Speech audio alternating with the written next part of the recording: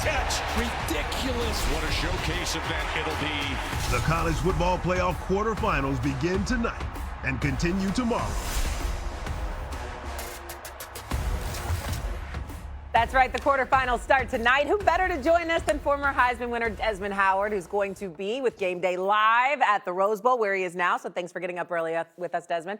How concerned are you about a hangover from Ohio State losing to Indiana? Are they on upset alert against Miami? I know that was multiple weeks ago, but yet still. Well, yeah, you hit the nail on the head. I mean, I don't drink, so I don't know how long hangovers usually last. But, I mean, that was early December, like I think December 6th when they had that game. And obviously, I said I think that Ryan Day didn't know a lot about his team going into that game. But then coming out of the game, he knows a lot about the Buckeyes because at that point, they just hadn't been tested. And I said that week in and week out. I also went on Stephen A's show and said that of all the teams playing championship weekend, that conference championship weekend, that Ohio State had the easiest path to get to their conference championship game. And it showed up against Indiana. And that's why I picked the Hoosiers to beat them in the Big Ten championship game. So they've had weeks now to make some adjustments, to see, where they had their weaknesses and what strengths that they can, help them in this next game against Miami. But my biggest concern was who was calling the plays. That was my biggest concern because I understood that their OC took the USF job, right? And so I'm like, who's calling the plays in the Big Ten championship game? I heard it was Ryan Day. And now this week, Heather Dinich came out and said that Ryan Day is going to call the plays in the game against Miami. So I said, well, does this mean he didn't call in the Big Ten championship game, or did he make some tweaks to the system? I'm not sure what happened offensively. Don't forget, they only scored 10 points against Indiana, and they were shut out in the second half. So I'm not sure what was going on in that game. I think they tried to change the system, Mad Dog. But Ryan Day has come out this week and said he's calling the plays in this game against Miami. So we'll see if there's going to be a big difference offensively from the Buckeyes from what we saw the last time they played, which was the Big Ten championship game. And Shay, Desmond doesn't know this. How many people do you think, Desmond, on a side note, saw you in the building win the Heisman against Ohio State and was also in the building when you won the Super Bowl against the Patriots with those kickoff returns? How many people do you think were in the building for both of those games 35 years ago? I was. I just want to make sure I told you that. Okay, good job. Not many people would know that. All right, now, listen, I think the whole key to the game, about the Heisman, he's got a little more pressure on him right now. Everybody knows he won the Heisman. He's played really well. He's had a big year. He made 4 or 5 great passes against Ohio State when he had to there, of course, in Indianapolis. You wonder now, there are examples of the Heisman Trophy winner coming out a little flat in the bowl game. Listen, Alabama, they got nothing to lose. This is all about Indiana, and I know we got Ohio State here too, but let's do Mendoza here.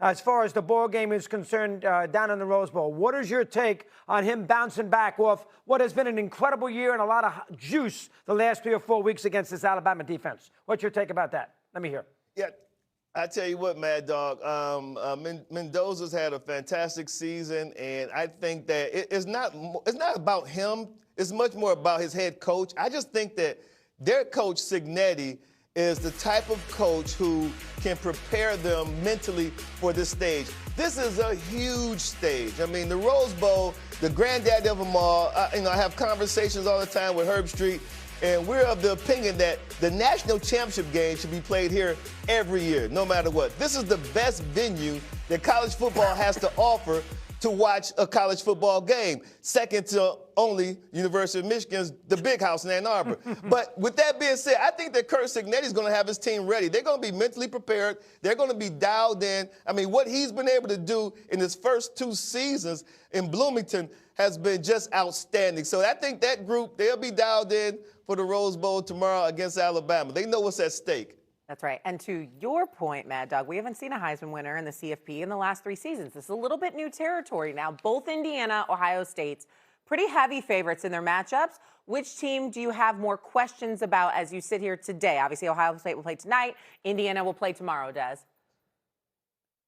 Yeah, tonight, Ohio State's game against Miami. my biggest question has been Ohio State's offense and going up against great defenses. When you look at their schedule, they've only played two top 20 defenses all year long. The first game against Texas, and then obviously the last time we saw them on the field, the Big Ten championship game against the Hoosiers. Against Texas, they scored 14 points, won that game 14-7. It was a very just lackluster, underwhelming game on both sides. And then obviously the Big Ten championship game. They're going up against another top defense, top 20 defense in the Indiana Hoosiers. They scored 10 points, and they got shut out the whole second half. And we're talking about a group with Ohio State Buckeyes that every year you're talking about their recruiting classes, top 5 recruiting classes, 5 stars, 4 stars falling out of Ryan Day's pockets. You had a quarterback in Julian Sayin, who was at New York as a Heisman finalist.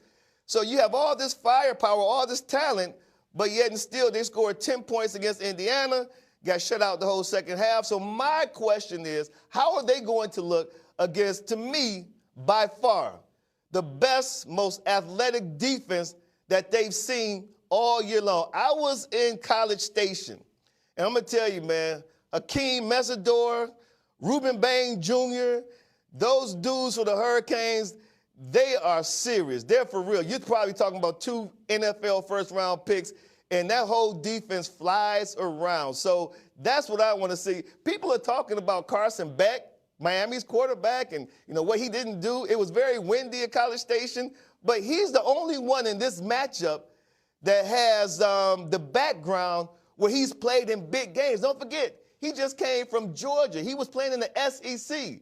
But Julian Sayin, Ohio State's quarterback, he doesn't have that background. He's a first-year starter. So we don't know how he's going to respond under duress from a defense like the Miami Hurricanes.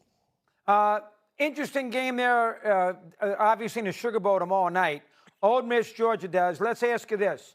One, Georgia's got a major chip on their shoulder. They lost last year. I got a funny feeling they're raring to go. And 2, as a huge coaching advantage for Georgia, because you got to listen, the Ole Miss kid, this is a tough spot for him. Second game of his life. This is not Tulane. I mean, this is Georgia against Kirby, who knows how to win. That makes it tricky for Ole Miss. I think they're in a tough spot against the Bulldogs. What's your take with that? Go ahead. Yeah, well, Mad Dog, obviously the last part of the season, like the last month of the regular season, going into conference championship Saturday, all the talk was about Ole Miss's former head coach, Lane Kiffin. And where was he going to go? Was he going to stay? Was he going to go to LSU? If he went to LSU, was he going to coach his team? But that's all those players heard for like 4 weeks. No one talked about their accomplishment on the field, how great they were, the things that they achieved as a team. So I think they're excited to go out and move forward without Lane Kiffin and show that they can get it done without him. Don't forget, these teams, they played before. And Ole Miss, they scored on their first 5 possessions, but then Georgia ended up outscoring Ole Miss 17-0 in the fourth quarter. So I think that Ole Miss has a revenge on their mind. I think that they have, we want to prove that we can do it without Lane Kiffin. But, Mad Dog, you hit it on the head. This Georgia team is playing its best football right now. You want to peak at the best time. Defensively, we couldn't recognize who they were early in the season. They couldn't even get a sack. But then the last part of the season, they started to look like a Kirby Smart defense. They started to look like a Georgia team. Very resilient team. They have no quit in them. This is going to be a hell of a matchup. I can't wait. I'm excited about this game. Yeah, and the revenge factor is huge as well. Let's go to the Orange Bowl. Last one here between Oregon and Texas Tech. Oregon right now slightly favored. Who, Des, would you give the edge to in this matchup? Oregon offense or Tex D?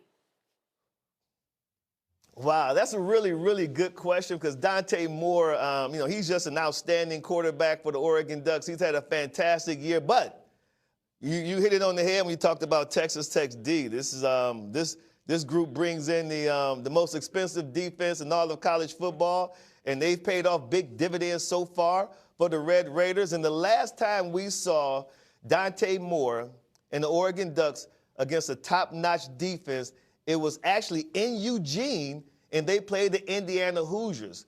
And he caught, well, not only Dante, but that offense, they caught hail that afternoon. Indiana's front seven dominated the trenches, and now they're going to go up against a Texas Tech Red Raiders defense that's just as talented, if not more talented, than the Hoosiers defense. So that's going to be the biggest thing to look at. I think that defenses travel, so I would give the edge to the Red Raiders defense. I think they're going to step up and prove that they're just not like a flash in the pan, because you do hear some people say, well, who have they played? Who have they beat? I'm like, well, they traveled to Austin Stadium, and they beat the Oregon Ducks. So I would give the edge right now to the Red Raiders defense. Yeah, 39 sacks this year. They like to get after the quarterback. That's 6th in FBS. This will be a good matchup as well. We're looking forward to tonight and tomorrow.